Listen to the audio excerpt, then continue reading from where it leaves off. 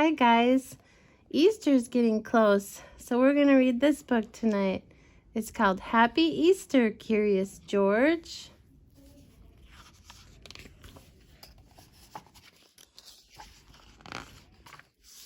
This is George. He was a good little monkey and always very curious. He lived with his friend, the man with the yellow hat. Today, George and the man were going to the park as a special treat. Today was so windy, we could have flown kites, couldn't we? Yeah. Happy Easter, it says. It'd probably flop out of our hand. Yeah, today was so windy, we would have lost our kite. Yeah. George was curious the moment they got to the park. It was Easter, and the park was full of people. There were so many bright colors and so many things for a little monkey to do. Wow, that looks like a lot of fun. Yeah, flying kite. Picnic, Easter. yeah. We'll see. Children were flying kites high in the sky and decorating Easter baskets. They were even having races rolling eggs. Look at that. They're pushing the egg with a stick. Then George saw a small corral with a sign on it. What could be inside? A soft white bunny. He patted the bunny and fed it a carrot. But what was this? What's he see? People were dyeing Easter eggs, yellow and blue and pink. George was curious. He had never dyed an egg before.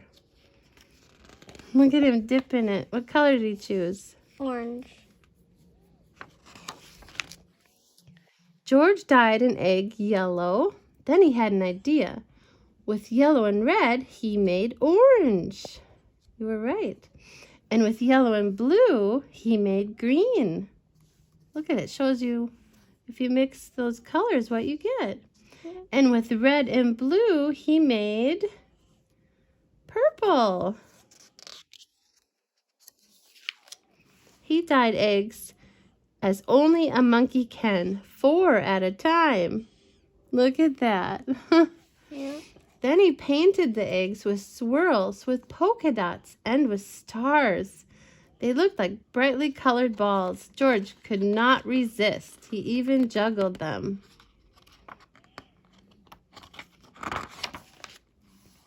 "Oh no," shouted a woman. "The Easter bunny is gone."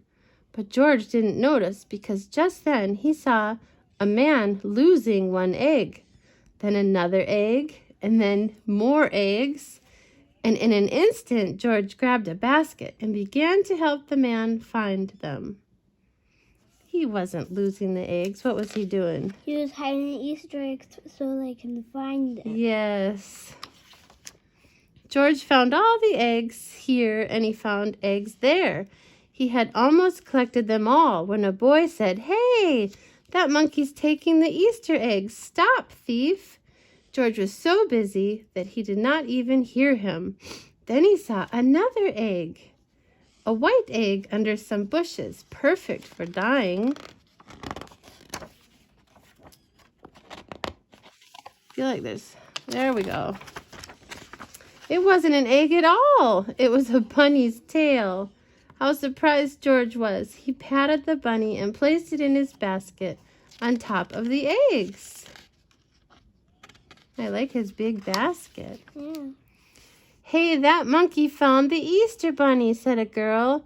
"Hooray," cried a boy. Everyone congratulated George. "Now that the Easter bunny is safe and sound, George," said the man with the yellow hat, "can you hide all of the eggs you gathered so the children can find them?"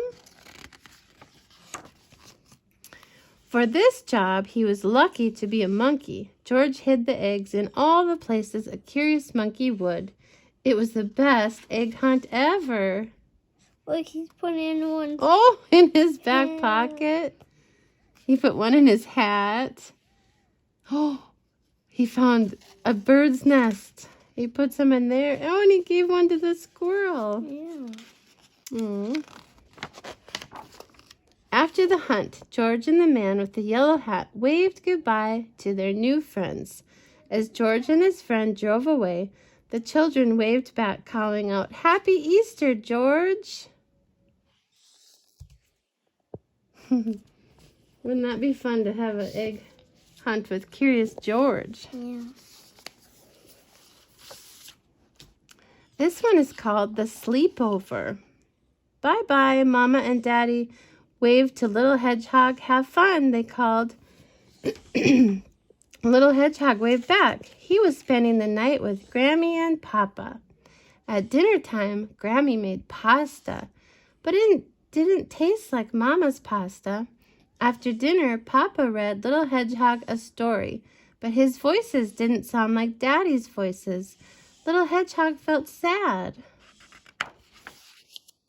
"What's wrong?" asked Granny. "I miss Mama and Daddy," said Little Hedgehog. "Do you know what I do when I feel lonely?" said Grammy. "What?" asked Little Hedgehog. "I talk to Jesus about it," Grammy said. "Jesus helps me feel better. He gives me peace." "Do you think that would work?" asked Little Hedgehog. "Let's try," said Granny. Little Hedgehog sat beside Granny and they talked to Jesus together. See, they're praying.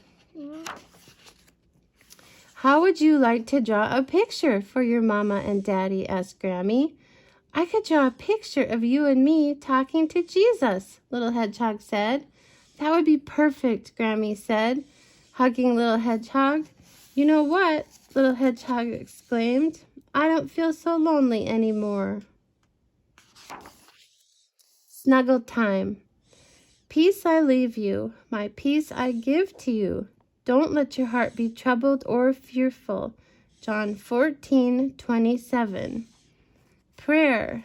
Dear Jesus, I'm so glad that whenever I need you, I can talk to you. Thank you for listening to me and giving me peace in my heart. Amen. Snuggle word.